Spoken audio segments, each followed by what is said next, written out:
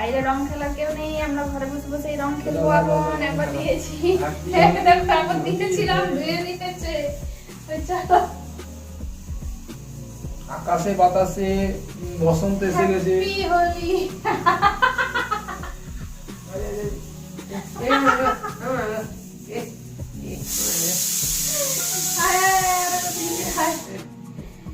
একবার খেলেছি, তারপরে ব্লগ করতে ভুলে গেছিলাম, তো চলো আরেকবার শুরু করেছি।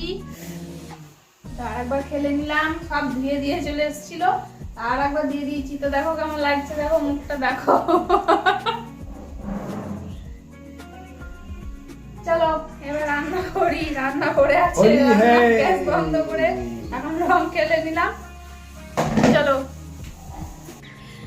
এইমাত্র রান্না কমপ্লিট করলাম, রান্না করে এখনো বাসন টাসন ধুইনি, পড়ে আছে। তো এখানে এলাম, এসে দেখছি এখানে গোলাপ গাছটা টবে ছিল, তো টব থেকে এখানে পোতা হলো। দাঁড়াও, এই দেখো আজকে দোলের দিন, ছুটি, তো কি করব কাজ খুঁজে পাচ্ছিল না, তাই এখন গাছটার ব্যবস্থা হলো। তাই বললাম দরজা ঢুকে এই ডান দিকটাই দিয়ে দাও, তাই এখানে গাছটা লাগানো হলো এখন। আরে এর আবার মজা দেখো, যা গো চান করগা, রং মেখেছে দিয়ে রং আর ধুতে ইচ্ছে করছে না, চান করবে। তাই দেখো, তাই বললাম চান করে আবার মেখে নিবি রং। কে জানে শিউলি গাছেরই হবে শেকড়গুলো। গাছটা একটু পর আবার শেকড় দেখো।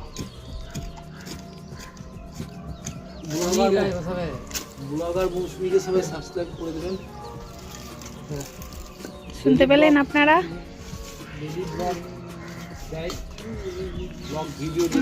একজন থেকে একজনের হচ্ছে না দেখে আর একজনেরও কাজ করতে ইচ্ছা জেগে গেছে।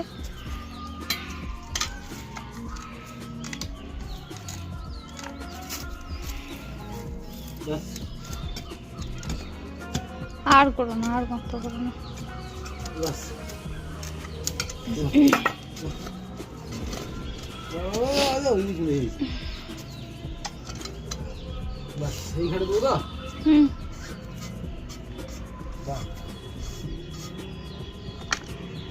ওই ইটটা বের করলে না, ওই দেখো ইটের মতো কি ঢুকে আছে এইখানে, ওই দেখো।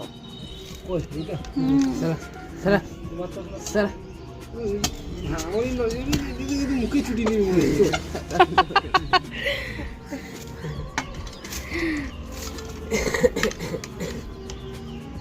খাওয়া নাই করো বেশি।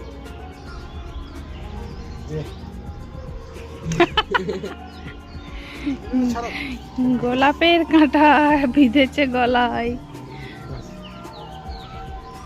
বেশি খাল বেশি খাল করলে কেন, মাটি দাও আবার। বাহ, গাছটারও কপাল রে, বারবার উঠছে আর ঢুকছে, আলা আলা। থাকতো আর একটু ভালো, ডাল তুলতে হবে উপর দিকে,